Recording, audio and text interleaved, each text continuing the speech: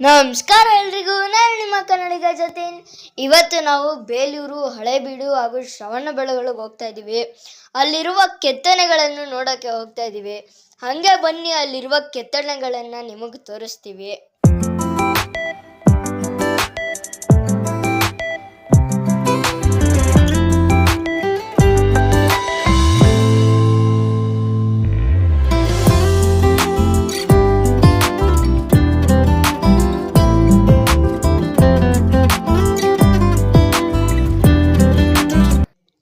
ಇದೇ ನೋಡಿ ಬೇಲೂರು.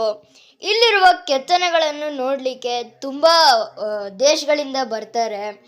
ಇದು ಕೆತ್ತನೆಗಳಿಗೆ ಫೇಮಸ್ಸು.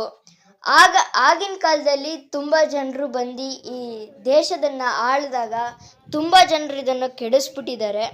ಸೊ ಈ ಕೆತ್ತನೆಗಳು ಇಲ್ಲಿಗೆ ತುಂಬ ಫೇಮಸ್ಸು. ಒಳಗಡೆ ತಿರ್ಗಾ ಕೆತ್ತನೆ ಇದೆ.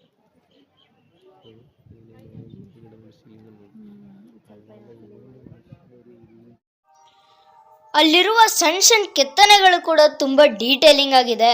ಅದನ್ನು ನೋಡೋಕೆ ಹೋದರೆ ಎಲ್ಲ ಸ್ಟ್ಯಾಚ್ಯೂಗೂ ಒಂದೊಂದು ಸ್ಟೋರಿಗಳಿದೆ. ಸೊ ಇದು ನೋಡಲಿಕ್ಕೆ 2 ಕಣ್ಣು ಸಾಲದು.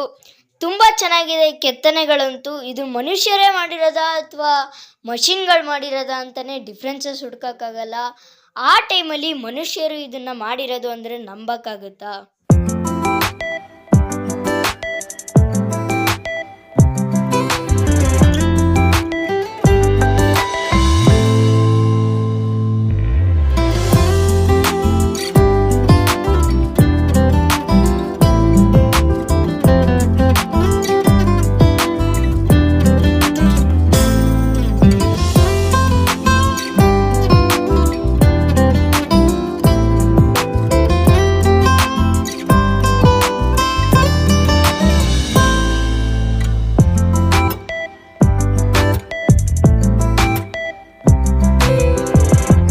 ತಗೊಳಕ್ಕಂತೂ ಇದೊಂದು ಬೆಸ್ಟ್ ಸ್ಪಾಟ್ಸ್ಗಳು ಸಿಗ್ತಾ ಇದೆ. ತುಂಬ ಚೆನ್ನಾಗಿದೆ ಜಾಗಗಳು.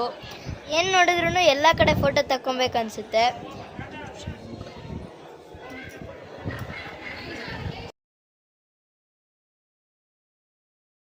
ಸೊ ಇಲ್ಲಿ ತುಂಬ ಚೆನ್ನಾಗಿದೆ, ನೀವು ಇದನ್ನು ವಿಸಿಟ್ ಮಾಡಲೇಬೇಕು.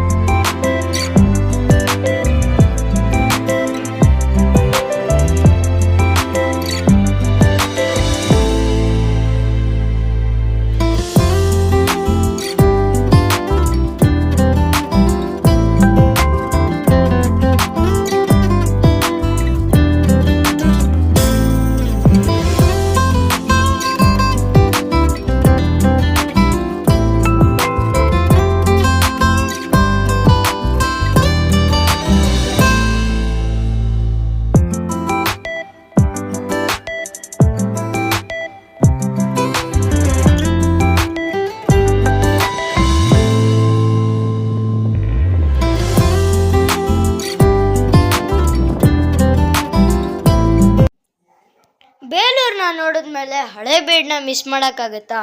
ಅಲ್ಲೇ ಬೇಲೂರು ಹತ್ತಿರದಲ್ಲಿರುವ ಹಳೇಬೀಡಿಗೆ ಹೋಗಿ ಅಲ್ಲಿರುವ ಕೆತ್ತನೆಗಳು ಕೂಡ ನೋಡಿದ್ವಿ. ತುಂಬ ಚೆನ್ನಾಗಿತ್ತು. ಬೇರೆ ದೇಶದವರು ನಮ್ಮನ್ನ ಆಳಿದಾಗ ಈ ದೇವಸ್ಥಾನಕ್ಕೆ ಬಂದು ಈ ಕೆತ್ತನೆಗಳನ್ನು ಹಾಳು ಮಾಡಿಬಿಟ್ಟಿದ್ರು. ಸೊ ಅದರಲ್ಲಿ ಚೂರು ಮಿಕ್ಕಿರುವ ಕೆತ್ತನೆಗಳು ಇದೆ.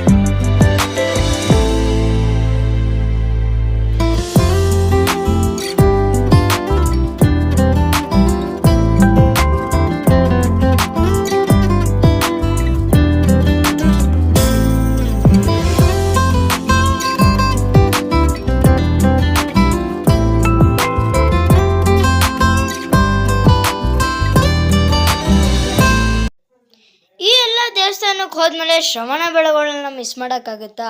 ಸೊ ಇವೆಲ್ಲ ದೇವಸ್ಥಾನ ಆದಮೇಲೆ ನಾವು ಹೋಗಿದ್ದೆ ಗೊಮ್ಮಟೇಶ್ವರನ ನೋಡೋಕ್ಕೆ.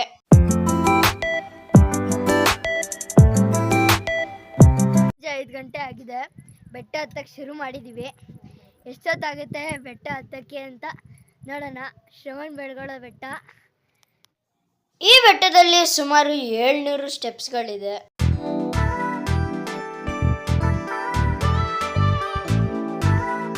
ಮಾಡಿ ಇನ್ನೂ 5 ನಿಮಿಷ ಆಗಿಲ್ಲ ಗೈಸ್. ಫುಲ್ ಸುಸ್ತು. ಅಪ್ಪ ಅಮ್ಮ ಅಲ್ಲಿಂದ ಬರ್ತಾ ಇದ್ದಾರೆ. ಜೀವನ ಮೇಲೆ ಹೋಗಿದ್ದಾನೆ. ನಾನು ಈ ವ್ಯೂನ ಕ್ಯಾಪ್ಚರ್ ಮಾಡೋಕ್ಕೋಸ್ಕರ ನಿಂತಿದ್ದೀನಿ. ಸಕ್ಕತ್ತಾಗಿದೆ ಮಾತ್ರ ವ್ಯೂ.